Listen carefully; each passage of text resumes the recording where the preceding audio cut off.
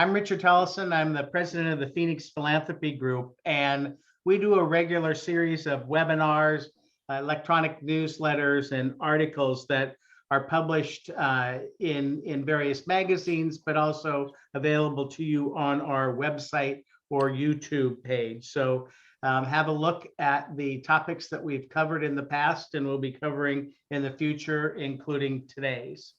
We have a lot to cover today, and we have three terrific presenters who are going to share their information with us. So feel free to submit questions in the chat.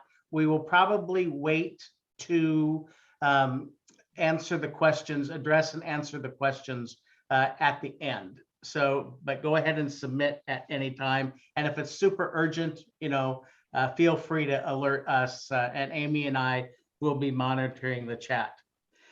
Today's topic is a really relevant one, and one, however, that a number of people and a number of organizations don't really know about. Telling your nonprofit financial story through your financial statements, your 990s, your annual reports, your impact reports is just one more way to share with your constituents and your donors and your prospective donors who you are and what you do. And how are you performing financially? And how responsibly do you spend your and your donors' money? What's your cost of doing business?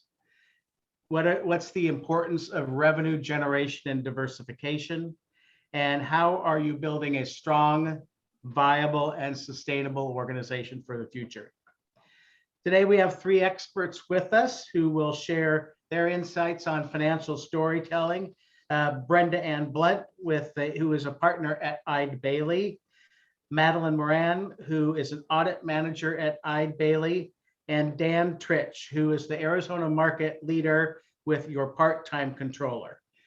For more information and details on their bios, have a look at the newsletter or flyer that was sent to you electronically in anticipation of this discussion.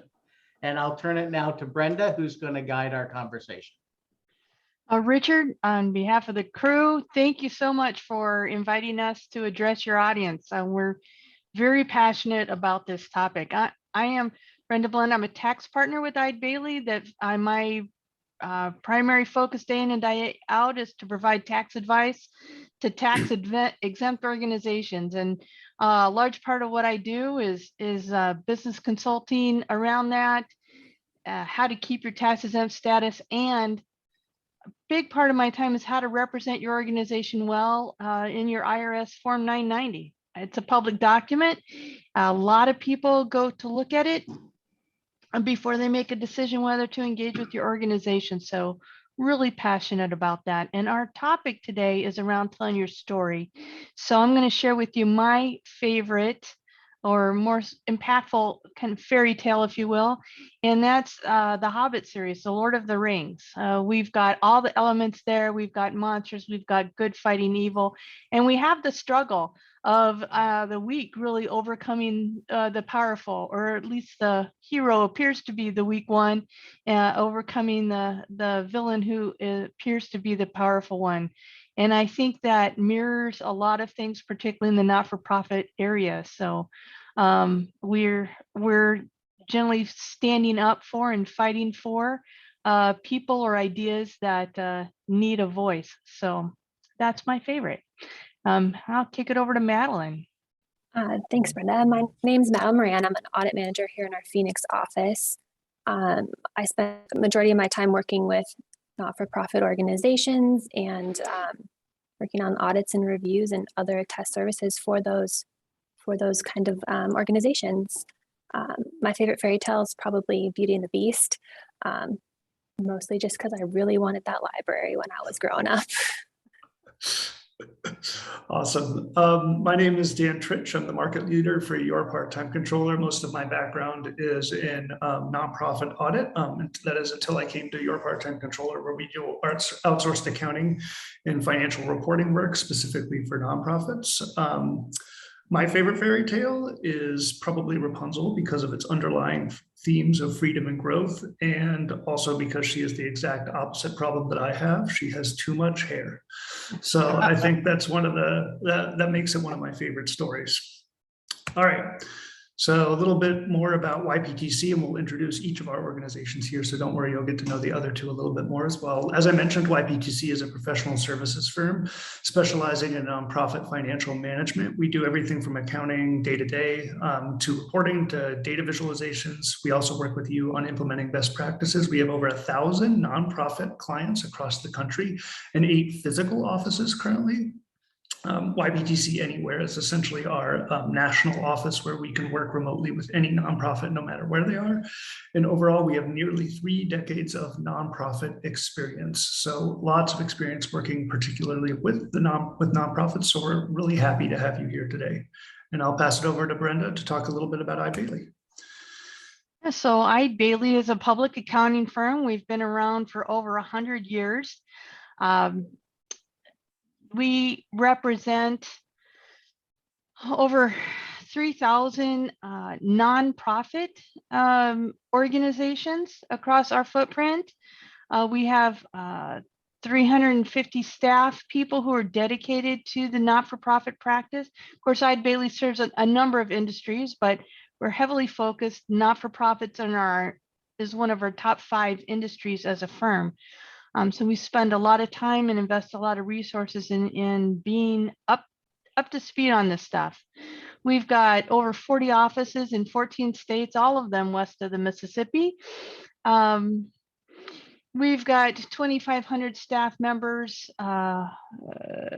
generally not all dedicated to the not-for-profit, and we are one of the top 25 largest CPA firms in the country. And just what that means is we have a lot of resources. We do audit, we do tax, we do those things that people think of for public accounting firms. So we do a lot of work with technology, with mergers and acquisitions, with financial advisement and investment management. We do cybersecurity, forensic accounting, a number of different specialties. So if you want to know more about us, you can go to iBailey.com and check out the services that we offer. It's also a good place to go to sign up for our newsletter. I'll just throw that out there. We have a nonprofit specialty newsletter, so go out there and sign up. Nice way to sneak that in there, Brenda. All right, and now moving on to Richard to talk a little bit about the Phoenix Philanthropy Group. Most of you know us by following us on the website, or past clients or current clients, or participating in our webinar series, but we are a philanthropic and nonprofit consulting firm that's based in the Southwest, and we work nationally and internationally with nonprofits and higher education institutions. Awesome, thanks, Richard. And we have, this is labeled poll question number 1, but we really only have one poll question. We just want to know who's joining us today. So hopefully, yep, there we go. Amy can get that up there. Yeah, please answer the question. We'd like to know who's joining us. It kind of helps us guide us along as we go through the presentation. So we'll give you a few seconds. We'll just be silent, wait for the poll to pop back up. And we'll continue going.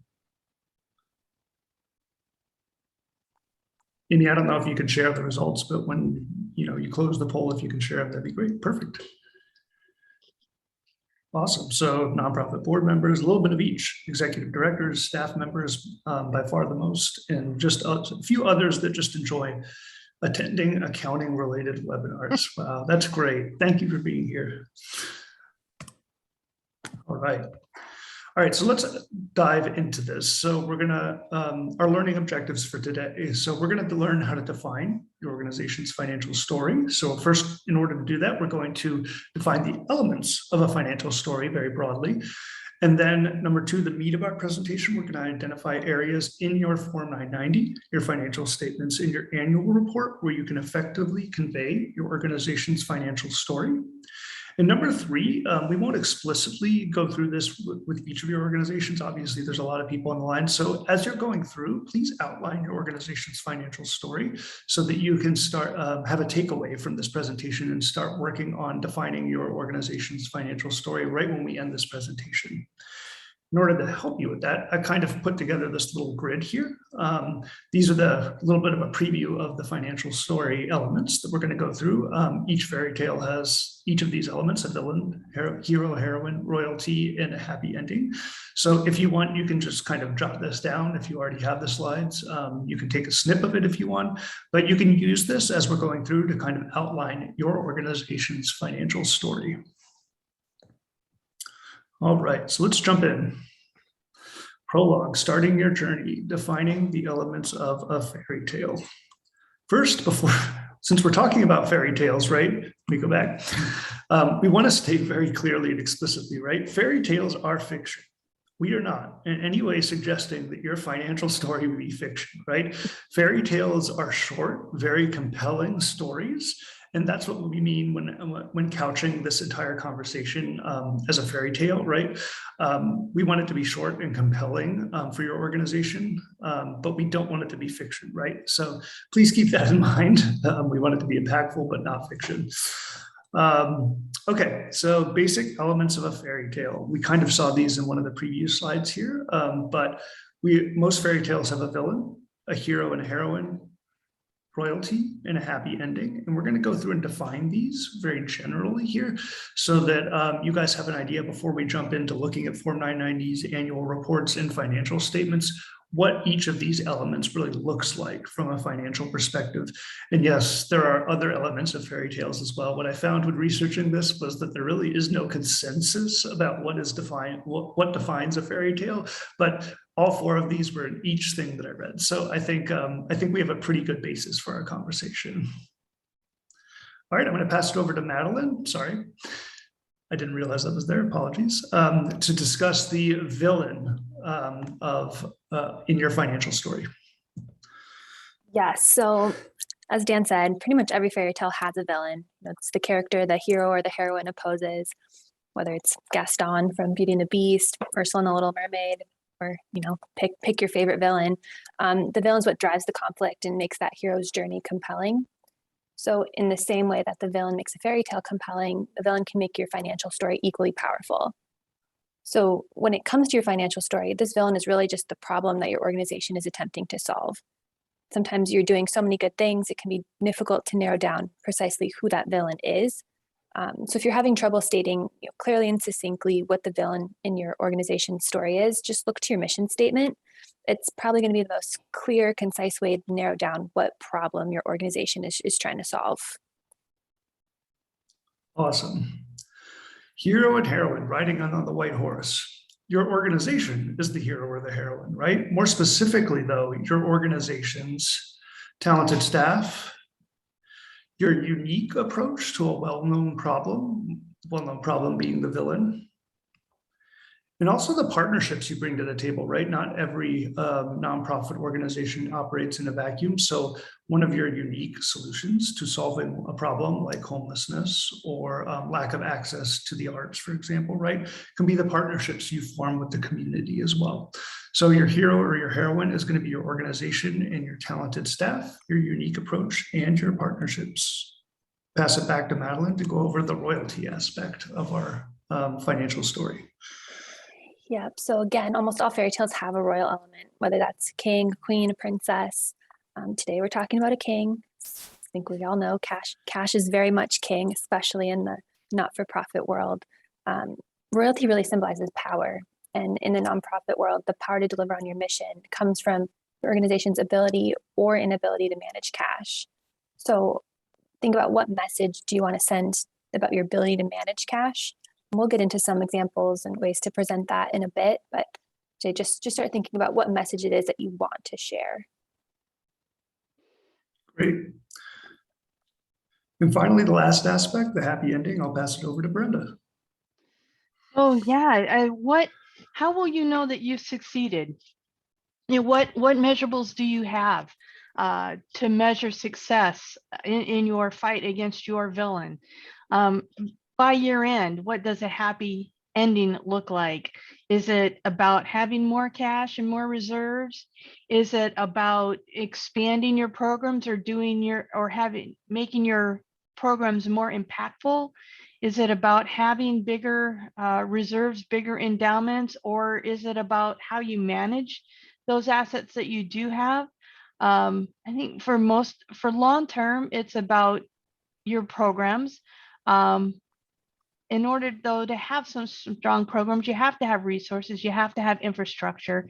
And so, when you choose to spend money on infrastructure, for instance, thinking about how that's long-term going to impact your programs will help you tell your story about why that was a good investment, why the organization is well managed, and how donors and other stakeholders can trust you to keep your eye on both the short-term and the long-term mission of eventually defeating your villain. So having some guideposts and some things that you can report that you accomplished during the year is going to be a very powerful part of the story. Absolutely. All right, we've gone through the basic elements of a fairy tale, and I'll let Brenda kick us off with regard to putting pen to paper and combining the elements to tell your financial story. So, yeah, fairy tales are great. I don't know how many of you, when you look at your financial statements or your 990 or your annual report, think, yeah, this is just as compelling as my favorite Disney movie or my favorite fairy tale. And the fact is they may not be, because you aren't thinking about how to use those documents to tell your story. So we're going to particularly be focusing on the IRS Form 990, your audited financial statements, and your annual report. I want to share a story. I think I have Richard's permission. He was representing a client who are working with a potential donor who her first go-to thing was to look at an organization's Form 990. And she gathered a general impression. We don't know exactly what she was looking for, but would gather a general impression and pretty much make that decision on whether or not she was going to engage with an organization based on what she found in that 990.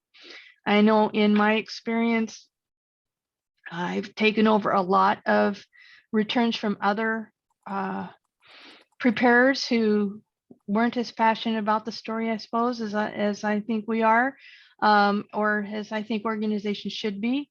People treat it like a compliance document and don't even pay attention on their own behalf. But you'll see things like just default computer answers to certain yes or no questions, which clearly in the context of the organization aren't true. And what story does that tell? That tells a story that you guys are not paying attention to business, that you are not careful, you are not stewarding your resources. Whether it's true or not, that's the story that gets relayed. On the other hand, if you take your time and do a diligent telling your story, spend some time explaining what you accomplished during the year, make sure that your statement of functional expenses makes sense for the type of organization you are, that you use the Schedule O to tell the story a little bit more detail so that they can understand why maybe you didn't hit certain benchmarks that they might be looking for, but how for a short period of time you chose to focus on some other elements. Getting all of those into your story are key. And I'm familiar with the 990, but the same is true for audited financial statements. A lot of organizations defer that, let those financial statements be drafted using the firm's template, and off it goes, and you check the box, yay, another audit in the can. But it is your financial statements. You have the ability to use those, within some actually very generous guidelines to tell your story. There are certain elements that are required to be in there, but you can add disclosures to it. You can take the audit firm's templates, or you can make them your own. Similar with the annual report. I've seen annual reports that really tell the great story of the donors, but not much information about the organization or how the funds got used. A lot of cute pictures about kids, which makes everybody feel good, but I still don't exactly know what they did. So really look at these as, is this telling the story? Have I identified the villain? Have I told a story about what progress we're making in terms of defeating the villain? What hurdles we have that we want help with in terms of resources, whether it's dollars, volunteers, donated goods, just being an ambassador to the organization, whatever it is, make sure you tell your story.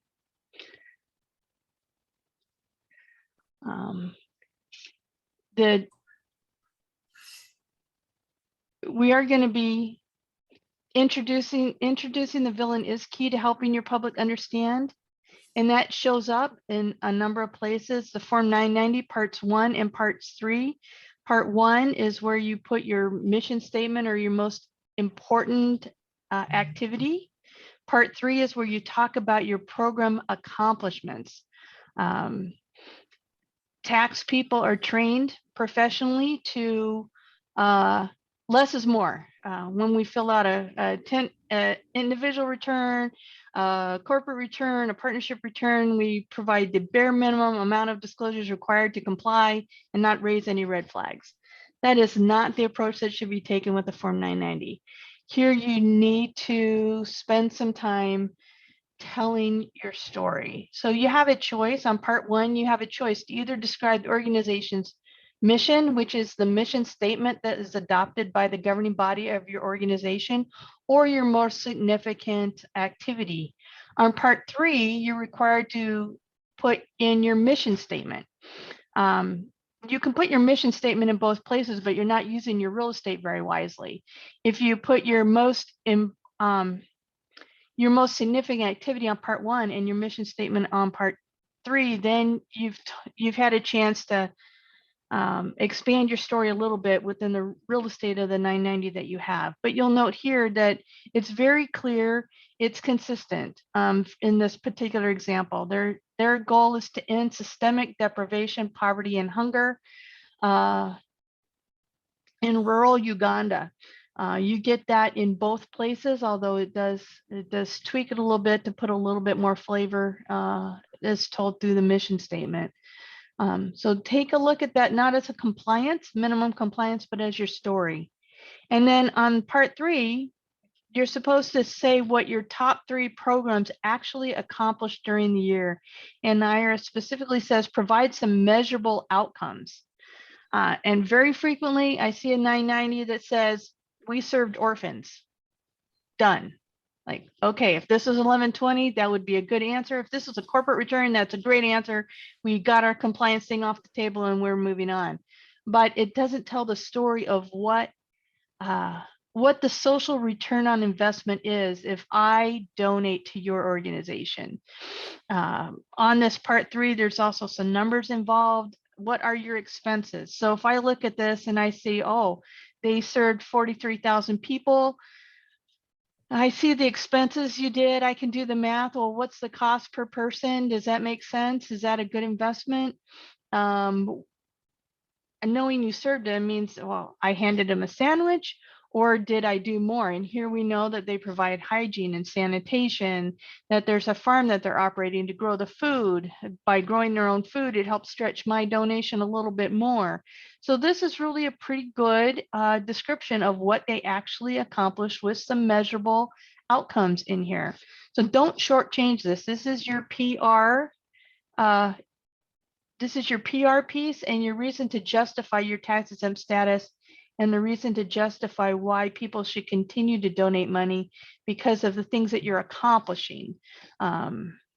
It's one thing to have a good villain. It's another thing to show that you're having some impact in defeating that villain. I want to bet on a winning team, not a losing team when I donate my money. All right, on to Madeline for the financial statements. Yeah, so in the financial statements, we're a little more limited just within the confines of GAAP, but there are some good places to put some of the story in. So one of the best places for the villain is in the first footnote of the financial statements, which is typically about the organization.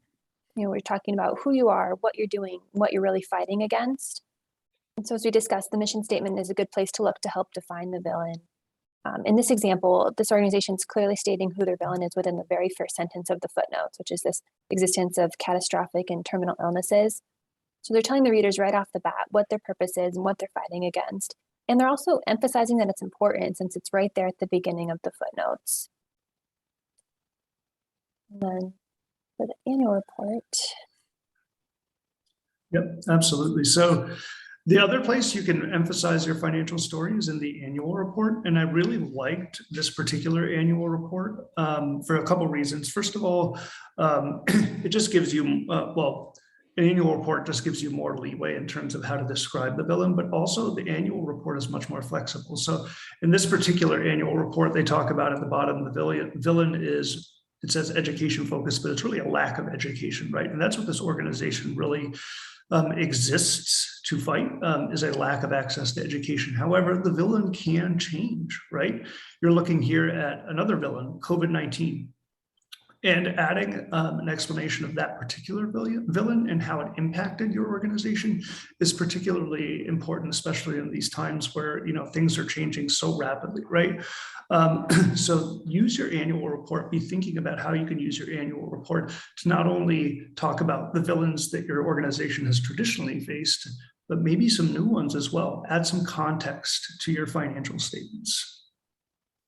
I like to think of that as the villain sidekick, like That's right. Jafar and Iago in the Disney version of Aladdin. So yeah, Yes. they have their Yes. own armies too that you need to fight.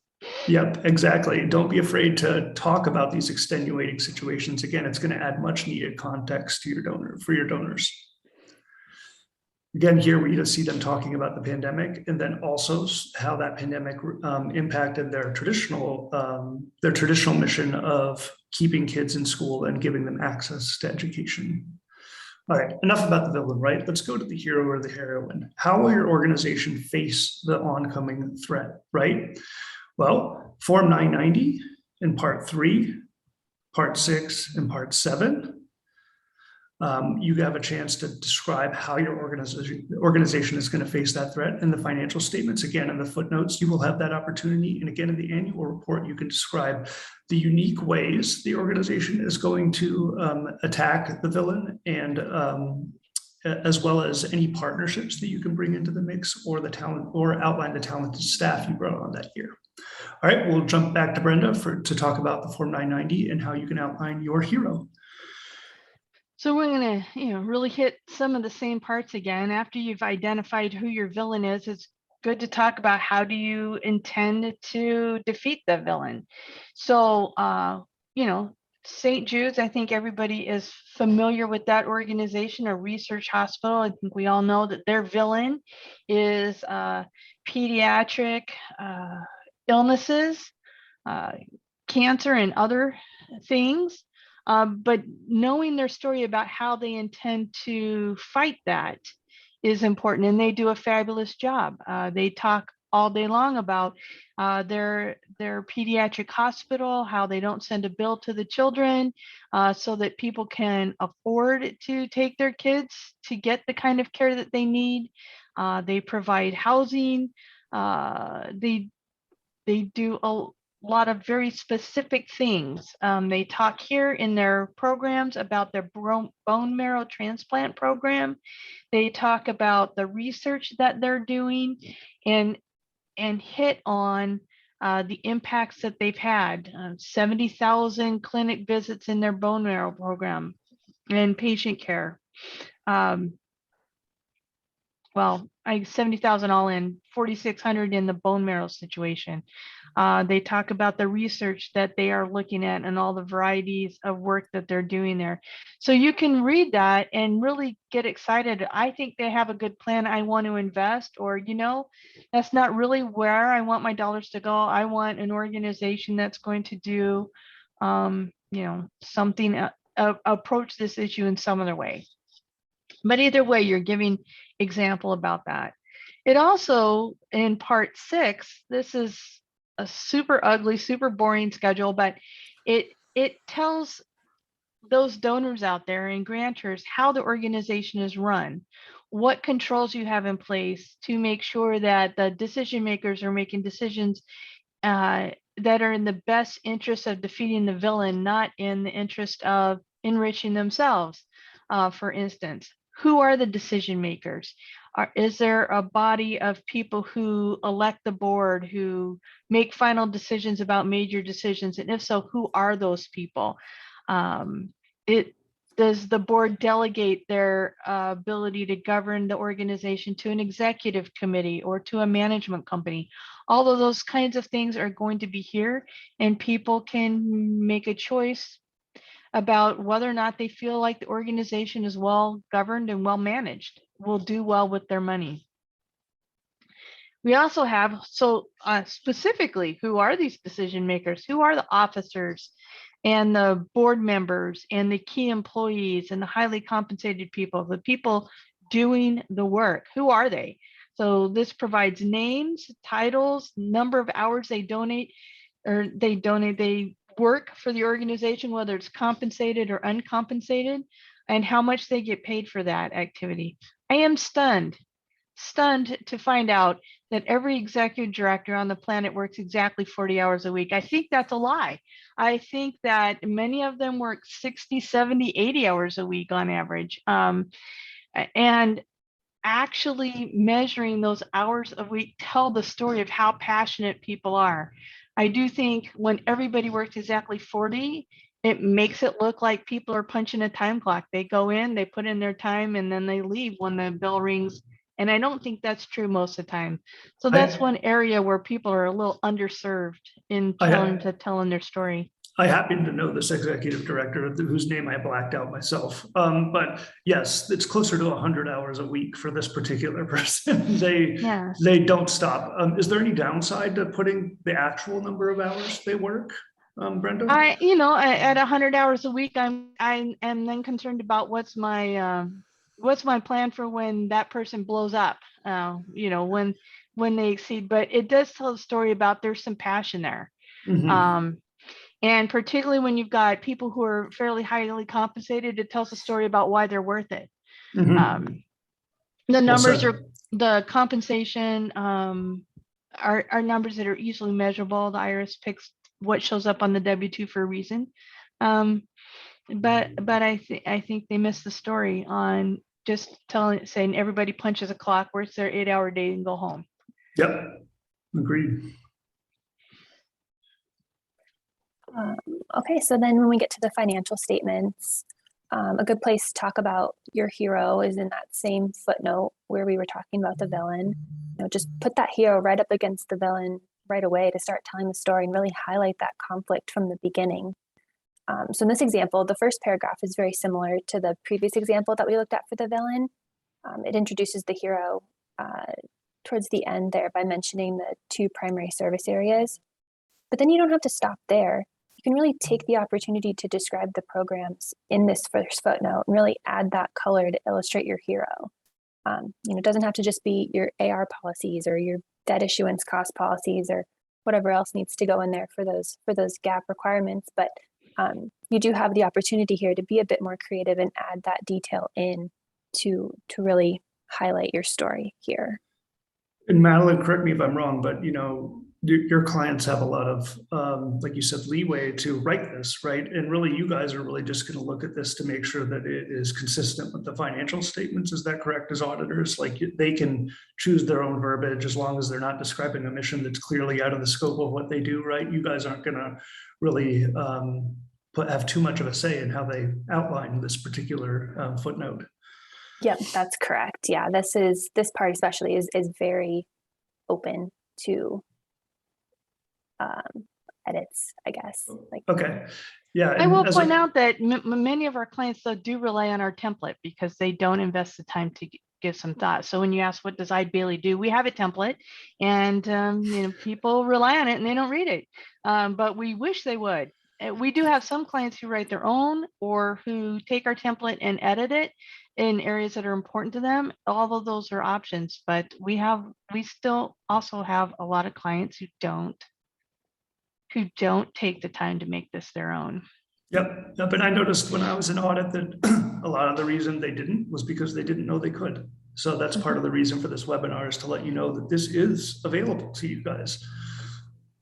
Okay, and to move on to the annual report, I highlighted these particular annual reports because they do a really good job using non-financial and financial metrics to outline the hero of their particular organization. So if you look first to the left, you can see some non-financial metrics showing essentially, this is going back to our organization in Uganda that works to deal with educational inequity there, right? So you can see all of the things they've done to all of their unique approaches, their heroes, to help slay the villain of educational inequity. They've built a library, they're feeding children, they're working with their families to make sure that those children have a safe place to go. So you can use non-financial metrics as well to outline your hero. Over to the right is St. Jude again. They used financial metrics to kind of show how they're tackling the issue of lack of access to healthcare for many Americans. And right here, what they're showing you is the average annual individual giving, which is really amazing, $138 average annual individual giving. They are tackling the problem of access to healthcare by crowdsourcing many people to help fund hospital visits for children who otherwise could not afford it. Hey, Dan, can I interrupt 1 second? We had a question about the previous slide. Sure. And the one with the notes. Right here. And yeah, and the question about, are you suggesting that these notes should go? Or what are some, the best suggestions how to use this resource? Space. Whether they should go? I'm sorry, I didn't understand. I couldn't hear that. Well, and maybe Madeline can address it. The question is actually, where are you suggesting these notes should go? Oh, gotcha. Thank you for reading it correctly. Go ahead, Madeline. Although there may be some other color Madeline might want to bring to it, but. So I think we're asking about the information on the heroes and the villains, and I would just put that. So note 1 is typically starts with the organization, about the organization, and then it goes into the different accounting policies that are being addressed or used in the financials. So I would just put it in that very first section about the organization and keep it at the beginning of that before you get into all of the AR and debt and estimate stuff. Yeah, and we may have some people on this call who are not intimately as familiar with how financial statements lay out as we are. So in a standard financial statement format that is outward facing to the public, you'll have your balance sheet or your statement of financial position. You have your statement of activities. That's your effectively your income statement. You've got a cash flow statement, and then maybe a statement of functional expenses. And then you get to the footnote section that comes after that. And footnote 1 is under general accepted accounting principles, always that principal activity and significant accounting policies. So yeah, to Madeline's point, it drones on for pages about significant accounting policies are not particularly interesting and really overlooks the principal activity. And so we do suggest that follow the numerical portion of the financial statements in those formal footnotes to those outward facing financial statements. I hope that helps a little bit. That was a really good question, by the way. Brenda pointed this out that, everyone on this call may not be as intimately aware of where note 1 typically goes. Obviously, note 1 usually first, but where that really ends up in the financial statements and what that really looks like. So that was a very good question. Thanks for asking that one. I'm going to keep moving on. All right. So now we're on to our royalty element, right? Cash is king. So what is your organization's decree? Look, I mean, we would love to believe that we live in a fairy tale, but cash is truly king in the real world. Most people, even people who are dedicated to their nonprofit, are not going to work for magic beans, right? So we really want to make sure that we are outlining in the Form 990 and Schedule O, and then in the disclosure of various policies and the financial statements, in particular the footnotes, and in the annual report with visualizations, what exactly is your organization's relationship to cash? Is it something you guys monitor heavily? Is it something that you disclose as a success at the end of the year if your cash balance goes up? What are your organization's goals with cash? So cash is something, and especially as we get to the annual report, I'll talk a little bit about that. I think this is an area where nonprofits could be a little bit more transparent with their donors and with everyone who is using their financial statements or their 990. All right, Brenda. So of course, the Form 990 does have your balance sheet, and so people can see how much cash that you have. But there's other specific things in terms of managing your cash. There are questions around how is the executive compensation set? Does the executive director come in and just say, I'm worth this, and the board just nods vigorously and off they go? In which case, is that a great financial control over cash? I know I've spent my entire life thinking I was a little bit underpaid. I always thought that they should be giving me more, but there's some controls in place to make sure my own view of myself doesn't get overstated. So here's a chance to really say what the board does to oversee compensation and make sure that it's reasonable. There's no requirement that you always choose the lowest cost option because the lowest cost in the short term can be the highest cost in the long term. You want someone who's qualified. You want someone who's going to take your organization to the place where you want it to go. You are allowed to pay what it would take to get that kind of talent and hire it away from for-profit organizations. So people don't have to take a vow of poverty, but you do need to say what your processes are and your controls are and make sure that they are protecting the organization to get the best talent at the right price.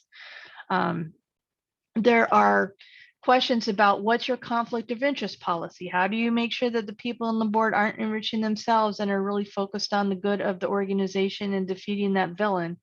What's your gift acceptance policy?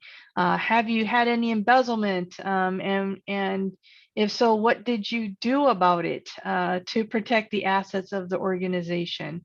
There's also some disclosures if you have an endowment. Endowments have been in the news a lot lately, and periodically they are, about organizations hoarding cash, unreasonably so. If you have an endowment, endowments are generally good things to have. In Schedule D of the 990, there's an opportunity to discuss what your plans are for the endowment money, how you plan to use those restricted funds. So you have a chance to make a case for why you should have an endowment and that you're managing it for the long-term health of the organization and the long-term goal of eventually defeating your villain. Madeline, talk a little bit about the footnotes in the financial statements. Yeah, okay. So cash is king mentality. There's a few different places you can kind of convey that in your financial statements. So in this example, the organization's using part of their net asset footnote, which required footnote, but they're using it to talk a bit more about how intentional they are with their cash, how they manage it, what the results are. Another good place to do all that though is in the liquidity footnote, which on the next slide, thank you. So this is a newer requirement from the last few years. Should just really be valued though, since it's a very effective way to convey, what assets are available for general expenditure within the next year in both a quantitative and qualitative manner. So in this table, it's listing out the current assets. So summarizing from the statement of financial position what those are.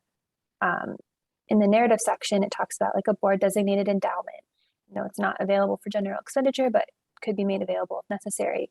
Goes to the operating reserves. In this footnote, you could also mention the goal of days cash on hand and whether that's being met, or a budget process if you're operating within a balanced budget. You could also add some of that information from the net asset section on the previous slide if you wanted to keep it all in one place. This is another footnote though, where a lot of times we're just seeing, check the box, the minimum requirements from the template, and it doesn't have to just be the minimum requirements. This is another area where you can add some of that color as well, to just really explain what you're doing with your organization and how you're managing that cash. Awesome. And finally, in the annual report, I will tell you that I found this annual report after a very long time for looking, and it was one of the few annual reports that had any information on their cash balance. And really, this is just in a summarized balance sheet here. So the reason I decided to show this annual report is that I think that this is an area where your nonprofit can distinguish itself by disclosing different facts about your cash, certain metrics like present days cash on hand or unrestricted cash versus restricted cash could be really meaningful to donors out there or other users of your annual report and financial statements. So again, I use this particular example for the annual report, not as something that I think we should all aim or aspire to. I think there's a lot of room here for organizations, your organizations in particular, to talk to your donors about what your organization's goals are with cash, how they use cash, and what kind of cash position your organization is in. All right, so what's a fairy tale without a happy ending, right? There's lots of places to tell your happy ending. We have a Form 990, Part 9, financial statements, especially in the net asset footnote, and again, in the annual report. I will emphasize too, right? Not every year necessarily has a happy ending, but keep in mind, right? Your organization, even if it was financially a difficult year, accomplished great things. So make sure you're using all of these, the Form 990, the financial statements, and the annual report to emphasize the good. And here we'll talk a little bit about how you can do that. So I'll pass it off to Brenda. And so we've already talked a lot about part 3. I can't overestimate how useful that description is to tell the happy news of what you were accomplished during the year. But I also do want to touch on the statement of functional expenses that's in the 990. It's also in the audited financial statements, or in the GAAP basis financial statements, whether it's audited or not.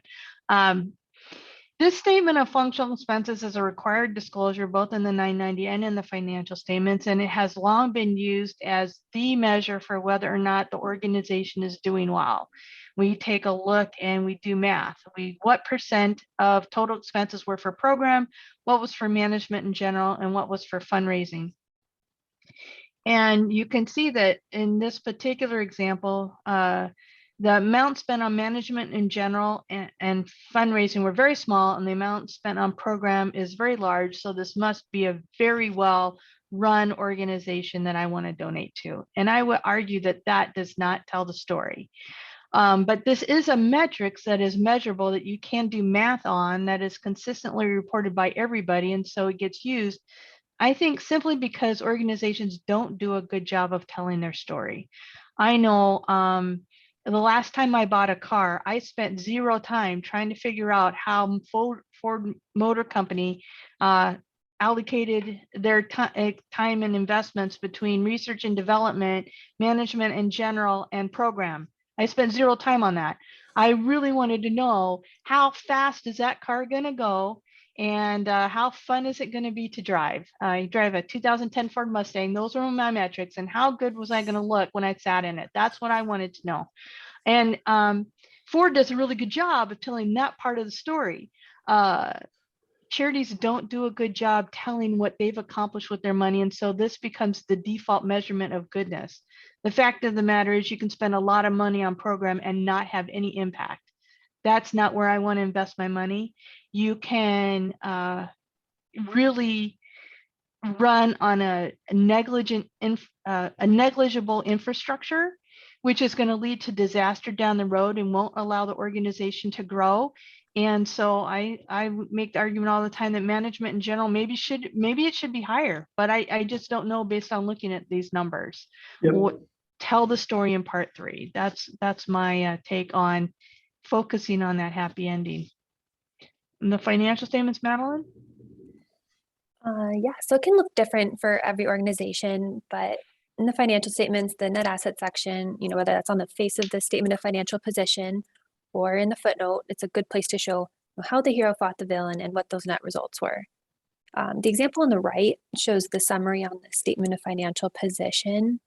And then the example on the left outlines the ending donor restricted net assets and shows what funds are required to be used where as of the end of the year. And it could also show areas that don't have as much in earmarked funds or programs that might need more specific funding. So like in this example, international relief has less in donor restricted funds than the disaster and humanitarian relief. So if I were a donor considering a donor restricted contribution, I might consider restricting my contribution, my funds for one of those over the other. There's also a release from restriction section of this footnote that goes through what were we using our funds for this year? What programs did we fund? What were we able to accomplish with the donor restricted funds that we had? So it just outlines what those ones are funded. And it just has good information for the readers to see the accumulation of those net resources for programmatic or endowment purposes. And finally, the annual report. I picked this annual report because you can see here, they had a really nice synopsis of their financials, but bummer, right? They had a change in net assets that was negative. They had a net loss for the year. So this isn't really telling a happy ending, at least at our first pass through. But as you look through, you start to see the full story. Look here over to the right. This organization may have had a net loss, but they expanded their services into Northern Arizona. To Brenda's point, right? Like the numbers don't always tell the story. We need to add that additional context. The annual report is a great place to do it and to tell the happy ending to your story here. I would also add here, sorry, I didn't mean to switch the slides. I would also add here, you can also see the non-financial metrics here at the bottom, the 777 participants served, right? Combining financial, non-financial, and some pros in here to talk about your organization really does tell the whole story. Even if you've had a bad financial year, you can paint a much better picture. And in reality, this organization did have a really good year. They expanded their services, they endured COVID. They helped 777 participants. There's a lot of good news. Make sure to share it. Richard, I saw you come back on camera. Was there a question? No. Okay. We have about 8 minutes left, though. Yep, I'm going to go through this last piece fairly quickly. So no worries, I've been watching the time. Last thing, I wanted to emphasize a few other opportunities to turn programs into picture and prose. So one thing I really wanted to highlight was the use of the annual report and financial statements, in particular with regard to the management discussion and analysis. It's often referred to as the MD&A. Over to the left, you can see how one organization in particular used visuals in their MD&A to tell the story, but then they also used words to add additional context. So for example, here I'm seeing an organization that seems to be getting smaller. And I'm not necessarily sure why, but if you go further into their MD&A, you can see that they're in a period of transition, especially in the finance office. So you can kind of start to understand why some of their expenses are starting to decrease and understand that maybe they're just in a period of transition and next year will be much better. So using visualizations in conjunction with narrative can be very powerful in telling your financial story. Lastly, you can use online tools to publish your financial story. What good is a financial story if no one reads it or no one can find it, right? So making sure that you're putting information on Charity Navigator or probably to me, more importantly, GuideStar. I know most donors go to GuideStar to pull up 990s and look up basic information. Make sure your organization is updating your information on Charity Navigator and GuideStar. Also, make use of social media. It's not just for the young people anymore. Come on. Twitter, Instagram, LinkedIn, right? All of these are out there and your organization should be making use of them to tell your financial story. And in particular, I wanted to highlight one organization that I thought did a really good job. It's not perfect, but we get 3 of the elements of our financial story here. Here's an organization that this is their page in GuideStar. They went in, and as you can see up here, source, self-reported by organization. They put their villain, what we aim to solve. They put their hero, their programs, and they even put in a happy ending here outlining some of their outcomes and what they did. The only thing missing here, and as we've discussed before, to me, is kind of their position on cash and how important cash is to their organization and their goals. But this organization did a really good job of going out there and being transparent with their donors and outlining their financial story. I thought they did an excellent job with this. All right. And with that, I'm going to wrap it up. So our objectives today were to define the elements of a financial story, which I think we did. Identify the areas in your financial statements, Form 990, and annual report where you can effectively convey your financials, your organization's financial story, which I think you got many, many examples of that in here. And finally, outline your organization's financial story. And I hope many of you out there were jotting down notes and putting together your organization's financial story as we talk through it. All right, Richard, I'll pass it off to you. All right. Well, thank you very much. That was really interesting. And I've heard variations of this discussion before, but it was really thorough, learned a lot of food for thought. A couple of questions. Oftentimes you would think that the financial statements and the 990s and the audited financial statements are driven, obviously, by the finance and accounting office. What role should development, marketing, executive leadership, and others play in the development of this documentation and telling the story? Because if it's only financially oriented, you're not going to get the full story. So what do you generally recommend to your clients about convening a group to review, to create and review this information? Well, I know on the 990, that part 3, where you talk about your accomplishments, I am consistently recommending my clients talk to their development team or whatever the corollary is, the marketing team or whatever, because when you go on the website, they'll do a great job telling the story of what they did and just a minimal amount, because that's what accountants do. We're just trying to get through this, get the bare minimum done. I really recommend that they turn that over to the development or the marketing people and get those accomplishments in there. Most organizations are measuring them, just get them in there. I also recommend, as does the IRS, that the governing body review the financial statements before it goes out the door. I've occasionally asked for what's the process for reviewing the financial statements and been told no one looks at it. There isn't one. I said, well, the person on your side who signs it at a minimum signs under penalties of perjury that they've reviewed it. And so let's not say that. That's admitting to a crime. So yeah, management should be involved in a review or input, as well as the governing body. Sometimes that's most appropriately done at the finance committee level or the audit committee level, depending on where that is versus the whole board. And sometimes it's the whole board, but this is the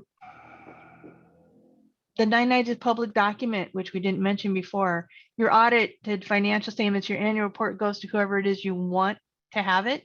Your 990 is published for the whole world to see. So it is ugly. It doesn't have any pretty pictures, but it's widely circulated.